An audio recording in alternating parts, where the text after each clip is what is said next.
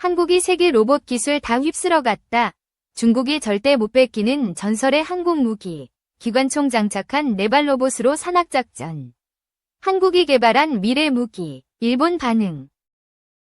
최근 미국 해병대 특수작전사령부는 등에 소총을 달고 적군을 공격하는 사족 보행 전투 로봇개를 테스트하고 있다. 로봇개는 원격 정보 수집, 감시, 정찰 임무 등을 할 수 있다. 사람, 차량 등 목표물을 스캔해 탐지하고 추적하는 인공지능 시스템까지 갖췄다. 우크라이나는 열화상 카메라에 감지되지 않는 투명 망토를 개발했다. 야간 전투에는 열화상 카메라로 적군을 탐지해 공격하는데 투명 망토를 입으면 카메라에 잡히지 않는 기술이다. 실제 메타물질을 이용해 빛을 투과시켜 물체가 보이지 않게 만드는 투명 망토 개발도 이뤄지고 있는데 향후 전쟁에도 활용될 것으로 보인다. 이스라엘에서도 각종 전장 로봇 개발이 이뤄지고 있다. 이스라엘은 가자지구 군사작전 당시 아이볼이라는 로봇을 이용했다. 건물이나 주택 내부를 은밀하게 들여다볼 수 있는 장비로 자폭 능력도 갖췄다. 또 하루 최대 6톤 위 화물을 수송할 수 있는 에어뮬 무인기도 개발 중이다. 전쟁 물자는 물론 다친 병사를 수송하는데도 활용할 수 있을 전망이다. 한국에서도 전장 로봇 개발에 한창이다. LIG 넥스원이 인수를 추진 중인 미국 고스트 로보틱스는 사족 보행 로봇 비전 60을 이스라엘에 납품하고 있다. 비전 60은 물속에 들어갔다 나와도 구동이 가능하고 완충 시 10km 이상 운행이 가능하다. 약 20kg 장비를 장착해 움직여도 끄떡없다. 상용화된 사족 보행 로봇 중 실외 상용 제품으로 가장 적합하다는 평가를 받고 있다. 이미 군대에서는 폭발물 탐지와 제거에 로봇 기술을 이용한다. 무인 수색 차량도 상용화가 이뤄졌다. 이제 전쟁 때문에 소중한 생명을 잃게 되는 일은 줄어들 것으로 기대된다. 앞으로의 전쟁은 전략이 아닌 기술이 중요해졌다. 우려가 없는 것은 아니다. 전장 로봇은 핵무기에 상응하는 위협이 될 수 있다. 오히려 핵무기는 각종 협약으로 제한 통제받고 있지만 로봇은 그렇지 않다. 전장 로봇의 역할과 기술적 한계를 제대로 설정하는 작업도 필요하다. 2. 천공-2K 방공망 대전차 유도무기 패트리엇 전력 비교. 이 포스팅은 VSBS 국방전문기자 김태훈님의 유튜브 내용을 릴리스 AI를 통해서 텍스트화한 것입니다. K방공망은 한국에서 개발된 통합미사일 방어 시스템을 의미합니다. 이는 여러 종류의 방어수단을 조합하여 적의 공격을 효과적으로 막는 데 기여합니다. 팀 스포츠에서 여러 선수가 함께 협력하여 경기를 승리로 이끄는 것과 비슷합니다. 한국형 미사일은 한국에서 개발된 다양한 미사일을 의미합니다. 이 미사일들은 적의 위협에 대응하기 위해 설계되어 있으며 효과적으로 방어 및 공격 역할을 수행합니다. 자국의 무기를 사용하여 자원을 아끼고 강한 방어력을 유지하는 모습은 마치 자기만의 무기와 방어구를 갖춘 중세 기사와 같습니다. 만약에 북한이 우리한테 미사일을 쏘면 떨어지는까지의 시간이 굉장히 짧아요. 그런데 사드가 못 잡으면 패트리엇 팩스도 있고 천공2가 있거든요. 그러니까 우리 요격방공망 체계는 나름 잘 갖춰져 있어요. 특히 미사일 방어 체계에서 천공2가 어마어마하게 중요한 거예요. 지금 UAE, 사우디, 이라크, 중동의 세 나라가 다 천공2로 방공망을 구축하고 있잖아요. 이유가 분명히 있는 거죠. 갈수록 그 뜻밖의 국가, 예상 밖의 국가 이라크가 국산 무기 중에 가장 비싼 천공지대공 중거리 요격체계 계약을 체결하면서 주목을 받기 시작했죠. 왜냐면 이라크는 지금 전쟁 끝물의 국가이고 그리고 전후 복구하느라고 지금 정신이 없을 텐데 이렇게 비싼 무기를 산다 해서 좀 사람들이 갸웃거렸죠. 게다가 이전에 UAE가 천공2를 산 게 있고 다음에 사우디도 중등으로 계속 들어가고 있는 상황입니다. 안녕하세요. 세계에서 가장 비싼 무기라고 이렇게 우리 인식에 들어있는 게 F-35 스텔스 전투기. 그 하나의 천공2위 한 개 포대 가격이 포대라는 표현은 한 세트를 얘기하는 거예요. 그 한 개 포대 가격이 수출가 기준으로 한 4천억 합니다. 천궁 이 한 개 포대는 F-35사 갯값이라는 거죠. 그런데 이렇게 비싼 무기를 UAE가 2022년 10개 포대 계약을 맺었어요. 들어간 건 아니고 이 가격이 35억 불.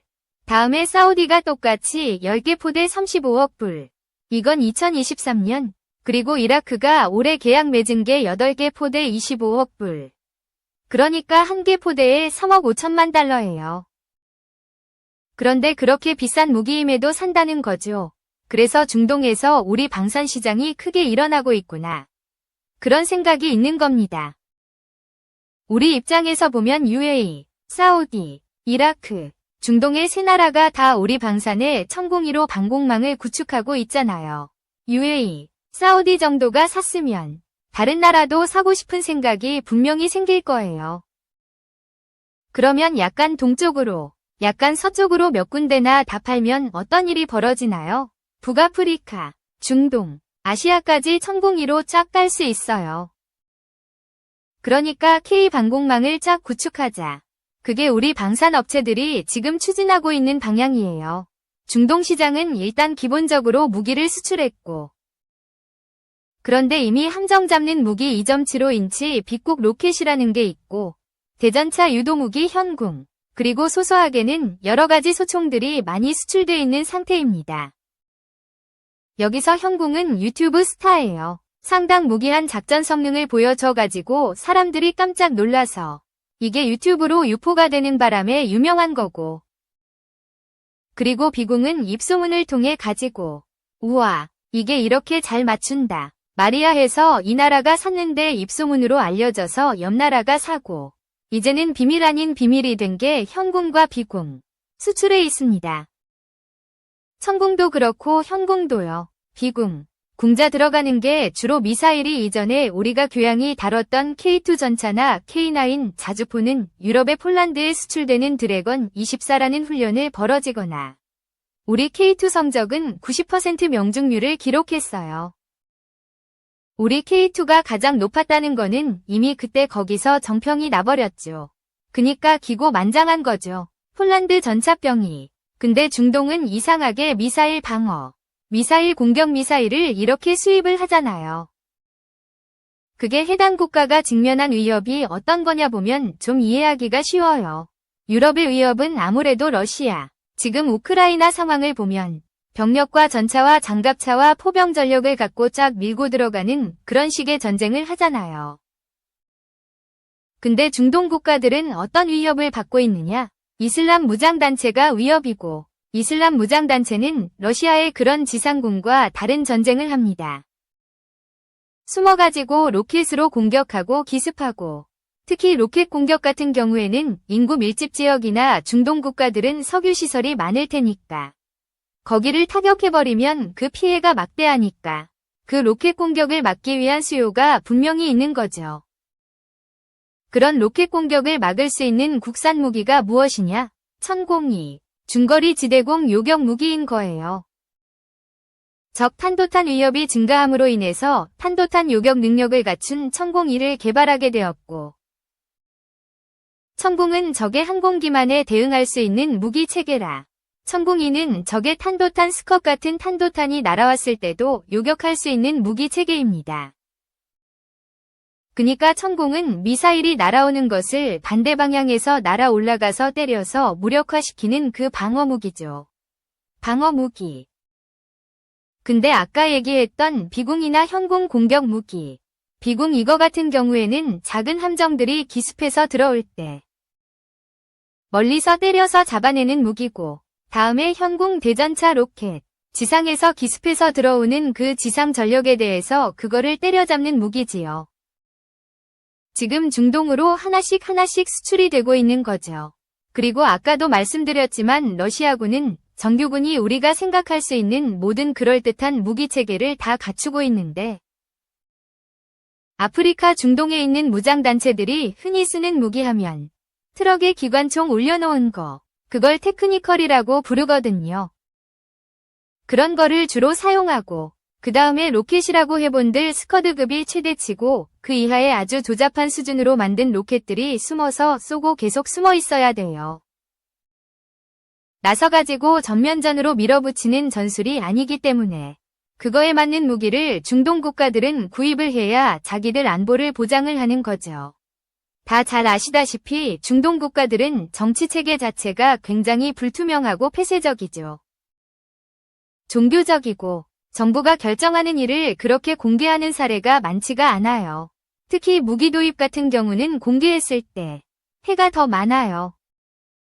왜냐하면 해당 국가가 도입하는 무기의 종류가 다양하고 그에 따라 공격할 수 있는 것이 많기 때문에 무기는 공개하는 일이 드뭅니다.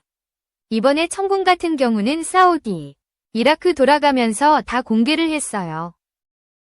왜 그럴까 생각해보면 천궁 자체가 억제의 효과가 있거든요. 너희들이 아무리 쏴도 우리가 다 잡을 거라는 그런 메시지를 줌으로써 상대방이 공격할 수 있는 의지를 꺾게 하는 게 있죠.